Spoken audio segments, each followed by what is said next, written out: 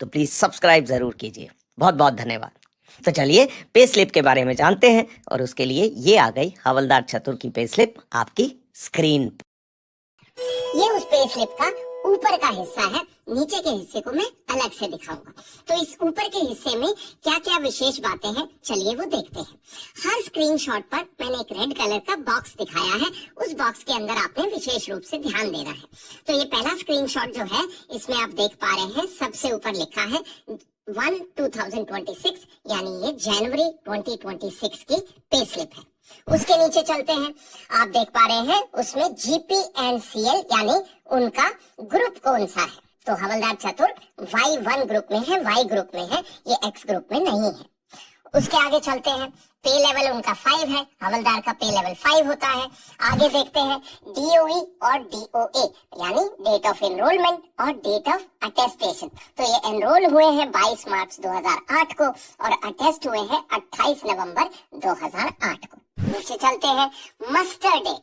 अब इसके अंदर हवलदार चतुर जो है, जब वो एनरोल हुए किसी और ट्रेड में हुए थे, पर बाद में वो रीमस्टर हुए किसी और ट्रेड में। कब हुए? 31 अगस्त 2012 को। तो वो यहाँ पर दिखाया गया है। उनका अगला इंक्रीमेंट कब ड्यू है? वो है 1 जुलाई 2026 को। सब्सटेंटिव डेट और पेड एक्टिंग डेट। SB का मतलब है सब्सटेंटिव और PA का मतलब है पेड एक्टिंग। ये सब्सटेंटिव डेट का मतलब है उनका प्रमोशन कब हुआ है, और PA डेट का मतलब है कि उनको प्रमोशन होने के बाद जो रैंक मिली उसकी पे कब से मिलनी शुरू हुई थी। तो उनका प्रमोशन कब हुआ है? 28 नवंबर 2022 को, और उसी दिन से उनको नई पे भी मिलनी शुरू हो गई थी 28 नवंबर 2022 को।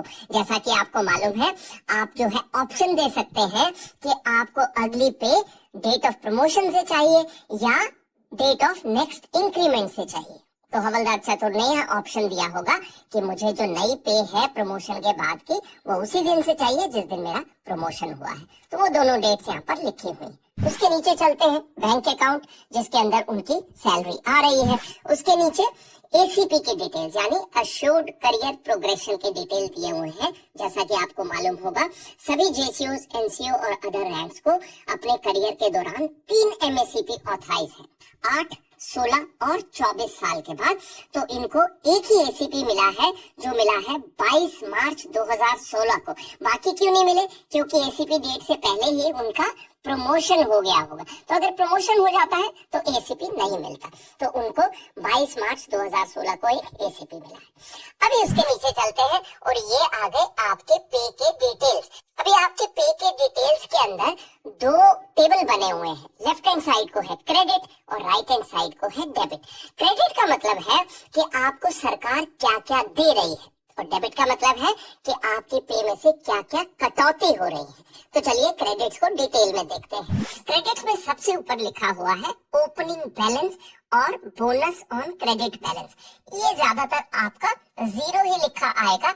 ओपनिंग बैलेंस का मतलब है कि ऐसी कोई पे जो आपको पहले नहीं मिली है और जो PAOR इस महीने में आपको दे रहा है। उसके नीचे है बैंड पे यानी बेसिक पे। तो हवलदार चतुर की बेसिक पे है 40,400 रुपए। उसके नीचे ग्रेड पे, ये ग्रेड पे 6 पे कमीशन में होती थी, ये एक्चुअली पे स्लिप में होनी ही नहीं चाहिए। अभी ये जो ग्रेड पे है ये बेसिक पे के साथ मर्ज हो गई है, मिल गई है। उसके नीचे चलते हैं X ग्रुप पे, क्योंकि हवलदार चतुर Y ग्रुप से है तो उनको X ग्रुप पे ऑथराइज नहीं है। नीचे चलते हैं मिलिट्री सर्विस पे 5,200 रुपए, क्लासिफिकेशन पे 450 रुपए, TPA ट्रांसपोर्ट अलाउंस 1,800 रुपए। अब DA जो है, DA के नीचे मैंने एक रेड कलर की लाइन लगाई है। इसका मतलब है कि इसके ऊपर जो भी एलिमेंट है, यानी कि बेसिक पे, मिलिट्री सर्विस पे तो ट्रांसपोर्ट अलाउंस, इन सब एलिमेंट्स के ऊपर DA मिलेगा। तो अगर आप इन सब एलिमेंट्स को ऐड करेंगे बेसिक पे से लेकर ट्रांसपोर्ट अलाउंस को, और उनको 58% से गुणा करेंगे, तो आपका DA का अमाउंट आ जाएगा 27,492 रुपए, 27,492 रुपीज। नोट करने वाली बात, हालांकि क्लासिफिकेशन पे रेड लाइन के ऊपर है, लेकिन उस पर DA नहीं मिलता है, इसलिए मैंने उसे ब्लैक बॉक्स के नीचे छुपा दिया है। और इस लाइन के नीचे जो एलिमेंट है उन पर DA नहीं मिलता है। तो वो क्या क्या एलिमेंट है? PMHA, वो उनको मिल रहा है 113 रुपए। लीव राशन अलाउंस LRA, इस दौरान हवलदार चतुर घर लीव गए थे, तो क्योंकि उन्होंने गवर्नमेंट राशन ड्रॉ नहीं किया है, उस राशन के बदले में LRA यानी लीव राशन अलाउंस मिल रहा है। उसके नीचे आते हैं रेकरिंग अलाउंस। रेकरिंग अलाउंस का मतलब है कि जो हर महीने उनको मिल रहे हैं। तो यहाँ पर जो है हवलदार चतुर को हर महीने HRA मिल रहा है। उसका डिटेल कहाँ है वो मैं अभी आपको दिखाऊंगा, वो नीचे के भाग में है।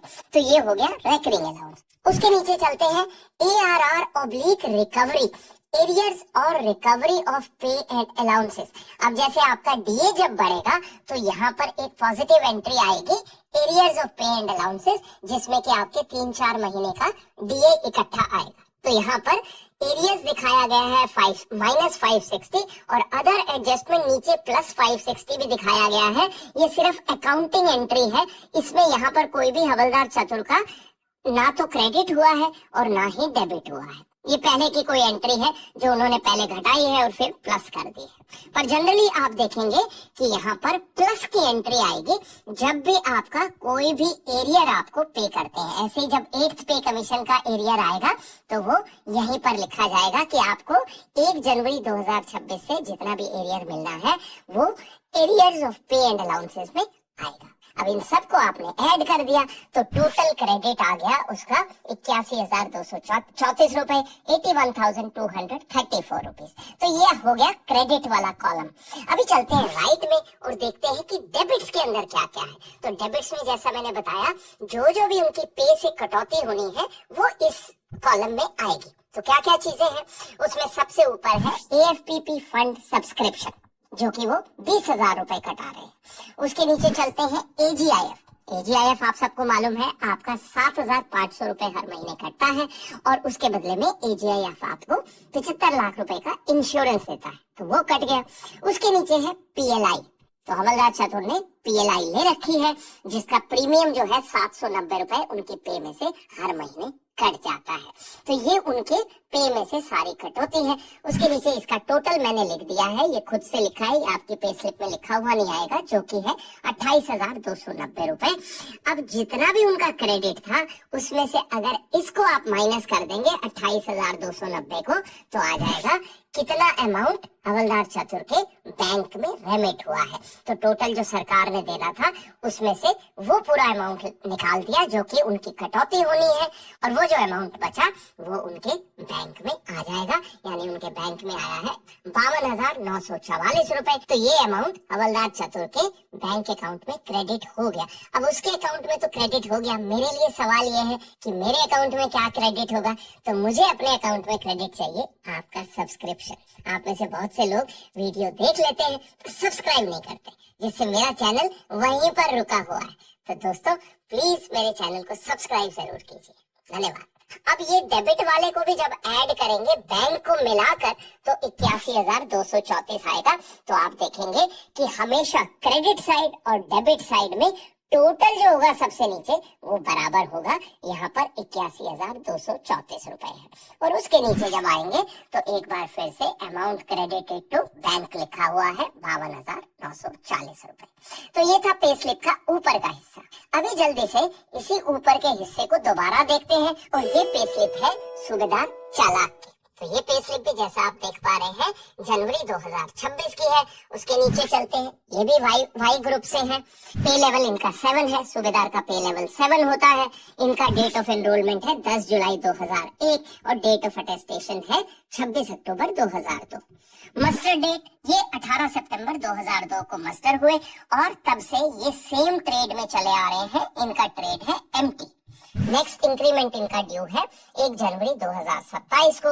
इनकी प्रमोशन यानी नायब सूबेदार से सूबेदार इनको ये प्रमोट हुए हैं 1 जुलाई 2025 को और सेम डेट से 1 जुलाई 2025 से ही इनको नए रैंक की पे भी मिलनी शुरू हो गई थी।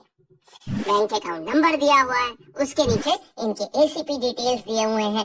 तो इनको 2 एसीपी मिल चुके हैं। अभी अगर ये सूबेदार से सूबेदार मेजर नहीं बनते 8 साल के अंदर तो इनको एक 3rd एसीपी भी मिलेगी अगर वो उससे पहले रिटायर नहीं होते तो। उसके नीचे चलते हैं, क्रेडिट वाली लाइन में देखते हैं क्या क्या है।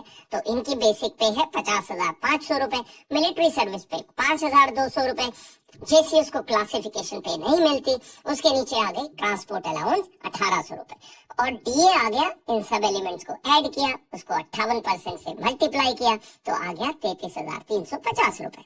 और इसके नीचे भी सेम एलिमेंट है जिन पर डीए नहीं मिलता है, पीएमएचए, एलआरए, रेकरिंग अलाउंसेस, क्योंकि ये पी स्टेशन में है और इनको एचआरए नहीं मिल रहा है, इन्होंने गवर्नमेंट क्वार्टर लिया हुआ है, तो रेकरिंग अलाउंसेस सिर्फ 85 रुपए है। नीचे आ गया टोटल क्रेडिट 91,998 रुपए, 91,998 रुपीज। अब आते हैं राइट हैंड साइड को, जो है डेबिट्स वाला कॉलम। इसमें क्या क्या है, तो एएफपीपी फंड ये कटा रहे हैं 22,000 रुपए, और एजीआई फंड का कट रहा है 7,500 रुपए, क्योंकि इन्होंने ना तो कोई लोन लिया हुआ है और ना ही इन्होंने पीएलआई की पॉलिसी ली हुई है, तो और कोई भी इसमें कटौती नहीं है। तो उनका टोटल जो अमाउंट है जो बैंक में क्रेडिट हो रहा है वो है 62,498 रुपए। और जब आप तीनों एलिमेंट्स को जोड़ेंगे, एएफपीपी, एजीआईएफ और बैंक, तो टोटल अमाउंट आ जाएगा 91,998, जो कि क्रेडिट वाले के बराबर है। और उसके नीचे उनका भी दोबारा वो अमाउंट लिखा हुआ है जो कि अमाउंट बैंक में क्रेडिट हुआ है। तो ये हो गया पे स्लिप का ऊपर का हिस्सा। अभी आते हैं पे स्लिप के नीचे के हिस्से में। इस नीचे के हिस्से में जो भी ऊपर की एंट्रीज है, अगर कोई ऐसी एंट्रीज है जो हर महीने नहीं होती है, उनका एक्सप्लेनेशन यहाँ पर लिखा होगा। अब बेसिक पे 50,500 रुपए है, उसके एक्सप्लेनेशन की जरूरत नहीं है, पर कुछ अमाउंट ऐसे होंगे जो हर पे स्लिप में नहीं आते हैं, तो उनका एक्सप्लेनेशन नीचे के हिस्से में लिखा होता है। तो सबसे ऊपर की एंट्री क्या है जो मैंने रेड कलर के बॉक्स में दिखाया है, वो है एसीआर। एसीआर का फुल फॉर्म है एडजस्टमेंट क्रेडिट। इसमें उस अमाउंट का डिटेल होगा जो कि कोई अमाउंट आपको ड्यू था पहले से पर नहीं मिला था, और वो आपकी पे स्लिप में आया है, तो उसका एक्सप्लेनेशन यहाँ पर लिखा होगा कि आपको वो अमाउंट क्यों मिला है। उसके नीचे चलते हैं, एडीजे एंड सीबी मतलब एडजस्टमेंट एंड क्लोजिंग बैलेंस। इसके अंदर भी ये भी एक अकाउंटिंग एंट्री है जो कि पीओआर करता है, आपको ये बताने के लिए कि आपका पे पहले से कुछ एडजस्ट हुआ है। उसके नीचे चलते हैं, ये है उनकी पीएलआई पॉलिसी के डिटेल। तो यहाँ पर जैसा आप देख रहे हैं, सबसे लेफ्ट हैंड साइड को उनका पीएलआई का पॉलिसी नंबर लिखा हुआ है, मैच्योरिटी डेट है 31 अगस्त 2028, और उनका प्रीमियम जो कट रहा है वो इस महीने का कटा है 790 रुपीज। उसके नीचे चलते हैं, लोन। इसके अंदर क्योंकि उन्होंने एजीआईएफ से कोई लोन नहीं लिया हुआ है तो कुछ नहीं दिखा रहा है। उसके नीचे चलते हैं, तो ये वाला जो बॉक्स है वो है एडवांसेस पेड। इसके अंदर क्या लिखा हुआ है, जैसे मान लीजिए आप पोस्टिंग जा रहे हैं और पोस्टिंग जाने से पहले ही आपने अपना सीटीजी एडवांस में क्लेम कर लिया है, तो वो यहाँ पर लिखा हुआ आ जाएगा। नीचे चलते हैं, अब आ गया DO2। तो इस पे स्लिप में आपके क्या क्या DO2 एडजस्ट हुए हैं। जैसे मान लीजिए आप फील्ड में गए, आपका फील्ड अलाउंस का DO2 हुआ और वो पीओआर में पहुंचा, उन्होंने वो सैलरी देनी आपको शुरू की, फील्ड अलाउंस देना शुरू किया, और यहाँ पर उस DO2 का डिटेल आ जाएगा। उससे आपको पता लग जाएगा कि आपका वो DO2 जो है वो एडजस्ट हो गया है। और इसी में सबसे राइट को आपके पे के पूरे डिटेल लिखे हुए हैं। ये डिटेल वही है मोटा मोटा जो कि आपको क्रेडिट कॉलम में दिखे थे। उसके नीचे चलते हैं, इस बॉक्स में हवलदार चतुर के एएफपीपी फंड के डिटेल लिखे हुए हैं। तो उनका ओपनिंग बैलेंस यानी 31 दिसंबर 2025 को जो बैलेंस था वो था 3,74,189 रुपए। उसमें 20,000 और ऐड हो गए, 20,000 कटे, तो टोटल क्लोजिंग बैलेंस आ गया 3,94,189 रुपए। एएफपीपी एंट्री के बारे में 2-3 इंपॉर्टेंट बातें। सबसे पहली बात, इसका इंटरेस्ट जो है हर साल एक ही बार लगता है 31 मार्च को। तो अभी 31 मार्च जो गई है, 31 मार्च 2026, उसमें आपका अमाउंट बढ़ा हुआ आया होगा क्योंकि उसमें पिछले पूरे साल का इंटरेस्ट लगा है। इसीलिए हम कहते हैं कि आपका जो एएफपीपी फंड है वो एनुअल कंपाउंडिंग है। इसके ऊपर भी मेरे पास बहुत से कमेंट्स आए थे कि क्या एएफपीपी में इंटरेस्ट कंपाउंड होता है या नहीं।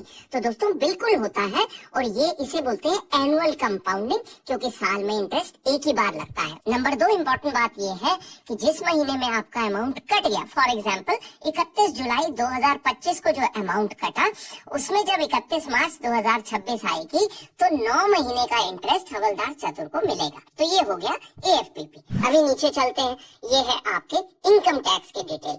तो टैक्सेबल इनकम है उनकी 10,36,443 रुपए, और उनका जो टोटल टैक्स बन रहा है वो है 15,850 रुपए पूरे साल भर का।